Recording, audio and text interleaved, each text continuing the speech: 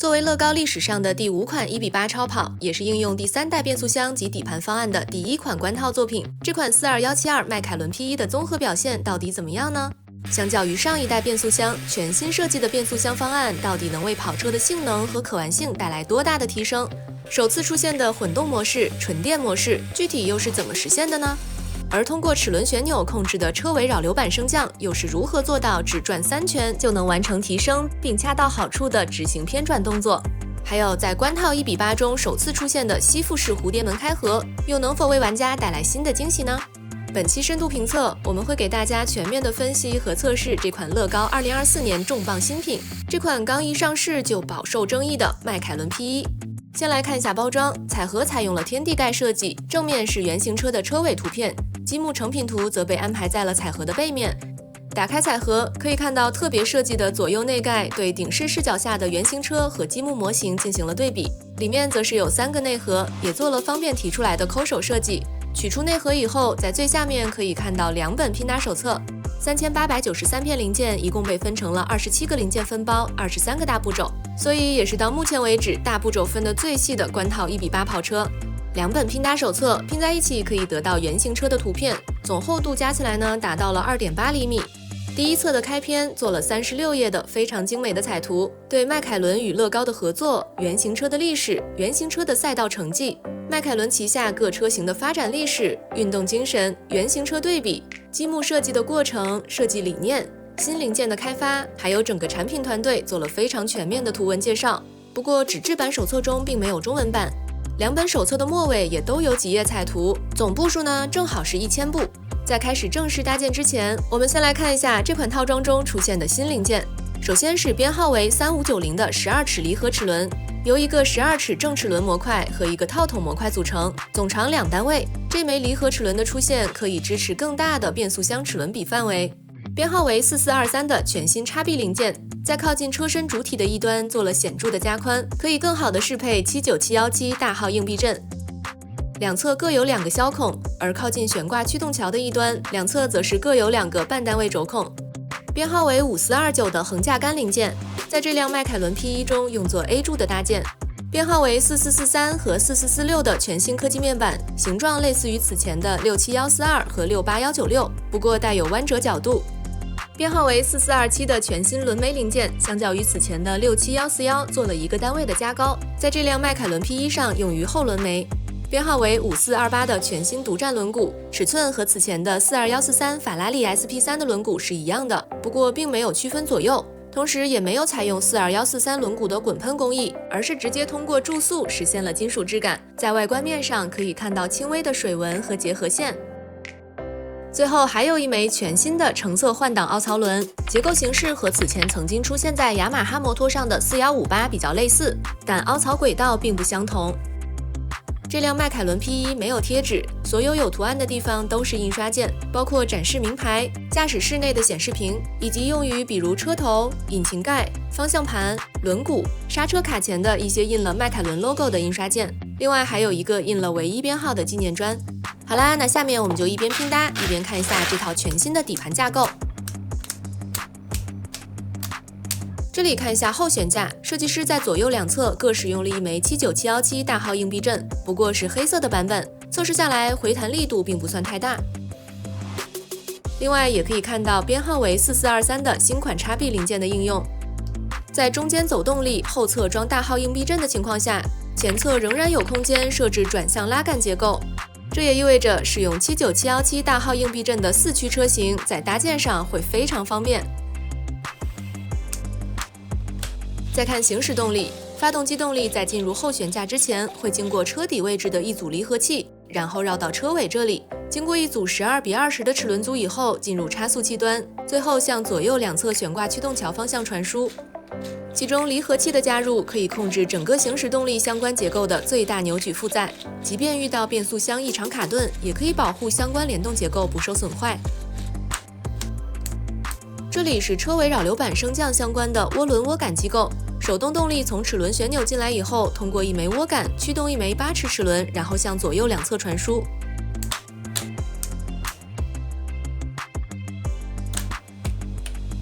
进一步的，在车尾两侧各有一组曲柄滑块机构，其中2根十字轴与销孔的配合作为滑动导轨，控制整个滑块结构斜向运动。而由涡轮涡杆机构驱动的曲柄在向上转动的过程中，将驱动作为车尾扰流板支撑平台的32271弯孔臂向前倾斜，实现类似于原型车的偏转动作，非常精彩的设计。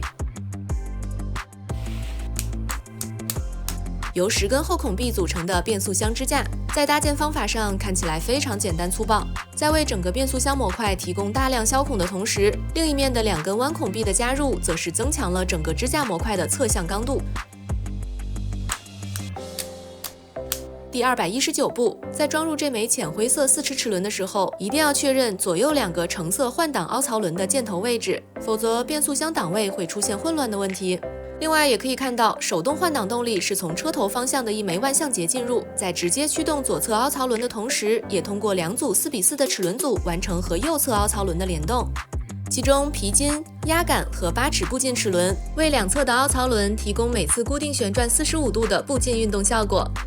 不过从实际测试表现来看，这个装置的运行似乎并不可靠，皮筋拉力看起来有点小，并不能够提供稳定的每45度回正的设计目标。后面会详细测试并分析原因，这里我们先继续。完成变速箱模块以后，我们可以看到这2个非常清晰的大模块，合体呢也是非常的轻松。接下来完成的中央扶手箱也是一个单独的模块。完成合体以后，行驶与变速箱相关的联动结构就全部完成了。同时这里我们也可以看到，中央扶手箱内部有2组手动拨杆机构，通过1根7单位后孔臂完成同步联动。接下来我们加入电机来做一下联动测试。在不考虑换挡步进装置可靠性的情况下，所有档位测试下来都是正常的。拨杆向前为前进档，其中的7个档仿真发动机和电动机都会联动，也就是7个混动前进档。还有1个档只有电动机工作，发动机不工作，也就是纯电前进档。拨向中间则是空档，发动机和电动机都不参与联动，而拨杆向后则只有电动机参与联动，所以也是一个纯电模式。但是考虑到原型车的倒档是由电动机负责，所以这里应该是纯电倒档。具体的，在前进档下7档、6档、5档、4档、3档、2档、1档，然后是纯电前进档。我们可以清晰地看到发动机的运转速度呈现出了非常明显的渐进式的速度变化，各档位的联动表现也是非常的丝滑。进一步的，这里我们也可以通过建模来看一下各档位的传动路径以及齿轮比情况。可以看到，整个动力传动系统由发动机模块、8速序列式变速箱模块、中央分动箱模块以及电动机模块组成。具体的，动力从发动机出来以后，先进入变速箱模块，然后在中央分动箱模块中与电动机动力系统完成并联，最后共同输出给差速器。进一步的，7个混动前进档从1档到7档的传动路径和对应的整车齿轮比分别是 1.41、0.91、0.57、0.36、0.23、0.14和0.09，而纯电前进档发动机与变速箱不参与联动，从电动机到车轮的总齿轮比是 0.57。同时也可以看到，从电动机到车轮的传动路径是固定的，也并不经过变速箱，所以在7个混动前进档情况下，这个齿轮比也是恒定的。另外，如果我们对比此前的4款1:8，一方面我们会发现这是有史以来综合齿轮比最小的变速箱方案，这意味着在推行的过程中，发动机联动速度最慢，但推行也会最丝滑，以及从最低档到最高档的齿轮比跨度超过了15倍，而此前的4款都只是5倍多。所以通过上面的分析，我们可以看到，这辆42172迈凯伦 P1 也是乐高迄今为止齿轮比倍速范围最大的一款超旗舰级跑车。那最终的实际表现，我们会在成品阶段继续测试。在换挡拨片相关联动结构中，设计师使用了一枚45590橡胶零件，为左右拨片提供回正弹力。同时，红色1/2销上面的凸力则对左右拨片向前的运动行程进行限位。进一步的，左右拨片向前会推动一枚8齿步进齿轮旋转，并带动与其同轴的4齿齿轮。接下来可以看到弹性压杆的加入，这个装置可以为8齿步进齿轮提供每次固定旋转45度的步进运动效果。最终通过底部的一组4:4的齿轮组，将换挡动力传输给变速箱。安装好换挡拨片模块，我们这里可以做一下测试。左侧拨片向前推是降档，右侧拨片向前推则是升档。同时，按照拼搭手册拼出来的默认档位是5档，而并不是1档或者7档。这个设置可能是为了方便玩家在拼搭的时候观察2个凹槽轮的三角形箭头。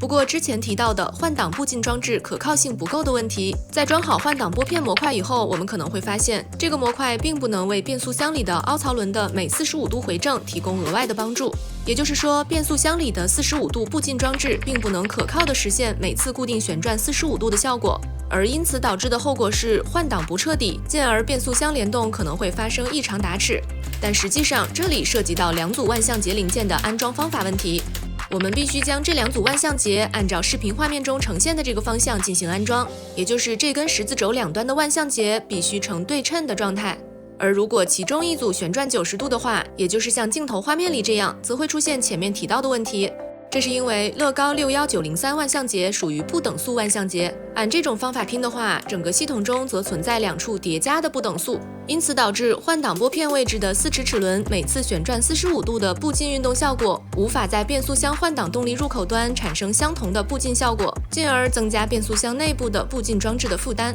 而如果对称安装的话，则2个不等速相互抵消，进而在变速箱换挡动力入口端产生相同的步进运动效果。所以大家可能也看出来了，和2代变速箱的换挡步进基本是依靠变速箱内部的步进装置不同，这款迈凯伦 P1 则基本是依靠换挡拨片位置的步进装置。虽然其变速箱内部也有步进装置，但非常小的皮筋弹力几乎无法实现可靠的步进效果。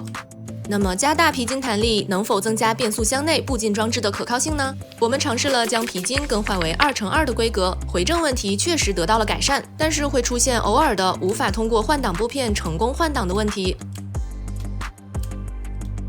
这是因为想要通过换挡拨片成功完成换挡操作，需要克服步进齿轮的旋转阻力，而这一段的传动路径非常长，中间还有3枚万向节，所以哪怕是像我们这样用手稍微压一压，也可能导致换挡无法成功。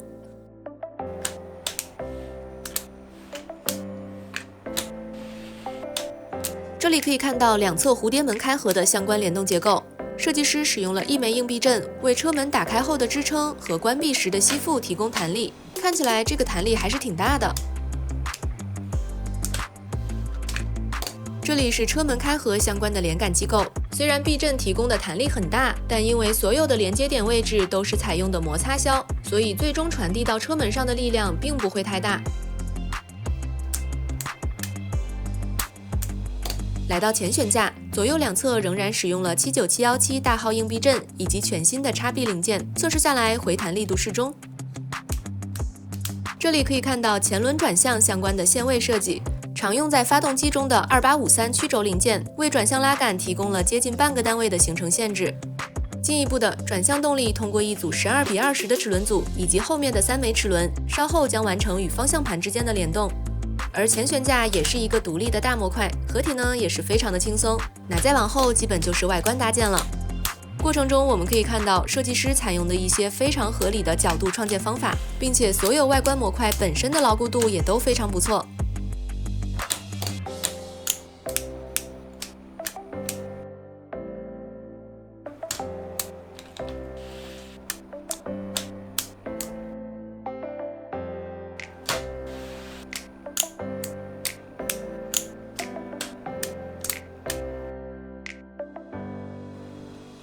这款迈凯伦 P1 的拼搭一共用了大概16个小时，过程中没有发现手册错误。拼好后的成品长59厘米，宽25厘米。根据原型车4.6米的长度，它的精确比例呢是1:7.78。成品总重呢也是达到了3.06公斤，和42143法拉利 SP3 的重量几乎完全相同。颜色则是采用了比较少见的亮橙色，介于橙色和黄色之间。在过去的所有科技组套装中，只有42099、42101和42147三款套装使用了这个颜色。在外观方面，我们先来看一下模型对比，可以看到在侧面视角下，车头曲线并没有原型车那么扁平和锐利，由软轴勾勒出的车顶曲线相比原型车弧度也要稍微大一些。乐高在手册中也提供了这个视角下的对比图，那我们也可以感受一下。整体呈叶字形且微微上扬的，从车门一直延续到后方进风通道的大面积黑色面，后轮眉以及一直延续到车尾下方的外观轮廓，设计师则是尽可能的做到了搭建和还原。在顶部视角下，从驾驶舱前沿一直延续到后方引擎盖位置的整体呈水滴形的造型元素，设计师也是做到了不错的搭建。其中车顶的进气口，还有引擎盖后方的银灰色双层 V 型百叶窗，设计师也是做到了还原。而两侧的迈凯伦弯钩车标元素，设计师也是通过科技面板进行了抽象化的处理。再看车尾，两侧的弧形大灯通过红色软轴进行勾勒，中间微微上扬的排气口则是通过砖块零件进行搭建。下方的扰流板同样也是进行了还原。来到标志性的前脸，原型车整体呈圆弧形，看起来比较饱满圆润的车头前沿，设计师通过3组科技面板进行了相对比较抽象的搭建，也因此丧失了一些圆润的感觉。使用白色软轴和牙齿零件搭建出的两侧的车灯，虽然可以看出来这是对原型车迈凯伦弯钩车灯标志元素的还原，但搭建出来的效果确实没有原型车那么锐利，看上去可能会有一种开了大眼特效的感觉。也因此，整个车子的前脸也成为了被玩家吐槽相对比较多的一个地方。作为重量超过3公斤的大型科技组跑车，我们来看一下这辆迈凯伦 P1 的牢固度表现。可以看到，设计师基本做到了对外观面上所有科技面板的多点固定，除了前盖有一块科技面板只固定了半个单位，碰一下比较容易脱开，其他几乎所有的外观面板都还是比较牢固的。把整个车子从前后方向抱起来，包括抛一抛，也非常牢靠，不但不会有零件脱落，在测试过程中也可以感受到内部骨架的坚固程度。不过因为车子的侧裙属于车门模块，所以如果从两侧抱的话，需要把手往里多伸进去一点。另外，从车顶把整个车子拎起来也是完全没有问题的，包括一般的震动测试也都可以做到轻松的应对。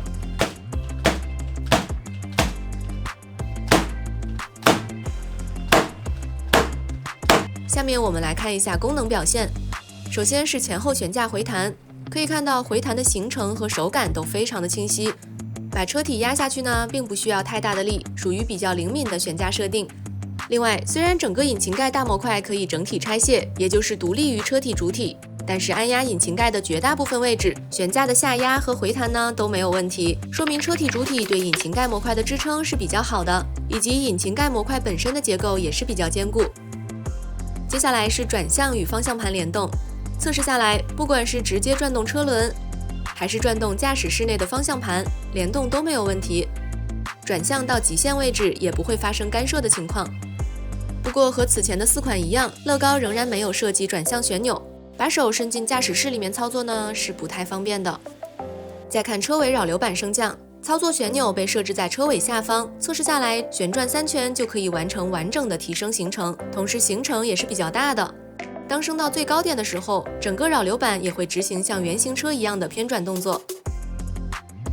另外，关于这个操作旋钮，如果你觉得在车屁股位置不太雅观的话，也可以选择把它拔掉，要用的时候再插就可以了。然后是两侧的蝴蝶门开合，那这也是乐高第一次为超旗舰跑车设计弹簧吸附式车门。可以看到，虽然避震零件提供的弹力很大，但因为整个连杆机构的各个连接点都是采用的摩擦销，要把车门提到最高点，还是需要整段用力的。不过关门的时候还是稍微有一点吸附的感觉，虽然在手感上并不太能区分到底是弹簧的作用还是车门自身重力的作用。在车门关上以后，由于设计师在这里做了一个可以支撑车门的锁扣结构，所以向外是拉不开的。同时，这个设计也为关上车门以后的成品提供了一个稳定的展摆姿态。下面是前盖开合，直接打开，然后扣上支撑杆就可以了。打开后的前备箱里面可以放一个手提包。引擎盖采用了和原型车一样的整体拆卸式设计，不过和采用同样方案的42115不同的是，在拆卸之前需要先拆掉车尾扰流板，直接向上拔出来就可以了，然后拔出2枚橙色的插销，最后把整个引擎盖模块向斜上方取下来。那装回去呢，就是反向操作，还是比较方便的。最后，作为全车最重要的功能，我们这里来看一下换挡拨片与变速箱联动，以及各个档位下的车辆行驶与发动机还有电动机联动。还是和此前的4款一样，乐高仍然没有设计换挡旋钮，把手伸到方向盘后面做换挡操作呢，并不是特别的方便。不过，如果只是单纯的测试换挡拨片的操作本身，看上去并没有什么问题。包括中央扶手箱位置的前进档、空档和纯电档的档位切换，操作下来也是正常的。具体到每个档位的手动推行，测试下来，不管是哪个模式以及哪个档位，推行起来不但没有问题，而且丝滑程度可以说是超越了以往的任何一辆乐高1:8超跑。把车子推出去以后，甚至还可以继续滑行一段距离，并且所有的档位都可以做到这一点。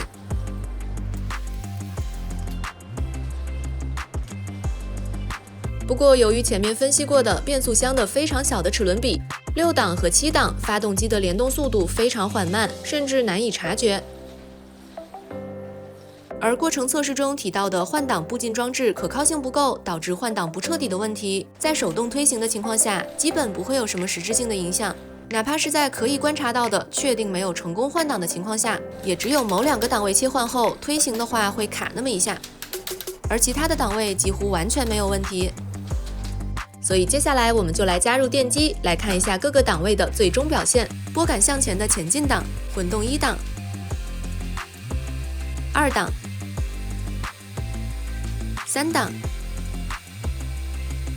4档、5档、6档、7档，然后是纯电前进档。和过程中的测试表现一样，发动机呈现出了非常明显的渐进式的速度变化，运转也非常丝滑。同时，即便不拆下引擎盖，我们也可以透过外观看到发动机气缸的运转情况。虽然在这个模式下，电动机也参与联动，不过要把车子翻过来才能看到。至于拨杆拨到中间的空档，以及拨杆向后的纯电倒档，测试下来完全没有问题。而换挡步进装置可靠性不够的问题，在加入电机测试的情况下，由于转速非常快，所以影响会稍微大一些。不只是卡那么一下。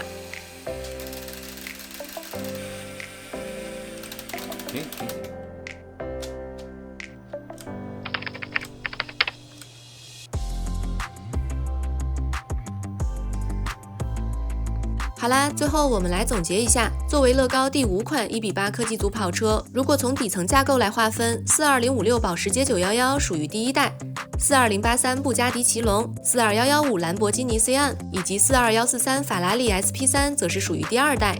而采用全新变速箱方案和底盘结构的这辆42172迈凯伦 P1，那么就属于第3代的第1款官套作品了。虽然成品功能表现并没有什么问题，但全新变速箱方案中的换挡步进装置的可靠性不足，至少说明了其成熟度还有提高的空间。以换挡凹槽轮为核心的全套换挡相关零件，首次应用在1:8官套超跑变速箱中，也并没有给我们带来太大的惊喜。当然，也许是因为我们期待太高，但至少相对于第2代方案，它并没有明显缩小变速箱的体积。3代相较于2代的提升，显然没有2代相对于1代来的那么具有革命性，但强大的容错能力、显著加宽的变速箱齿轮比倍速范围，还有仿真电动机的加入，还是会给整个 Mock 圈子带来一些新的思路。其他小问题方面，我们手上的这本拼搭手册存在一定的脱页风险，当然也不知道是不是批次性的问题。总之，在翻页的时候呢，尽量不要用力去压。那本期测评的整体情况就是上面这样，大家也可以把自己的测试情况以及自己的评价呢打在评论区里哦。咱们下期见，拜拜。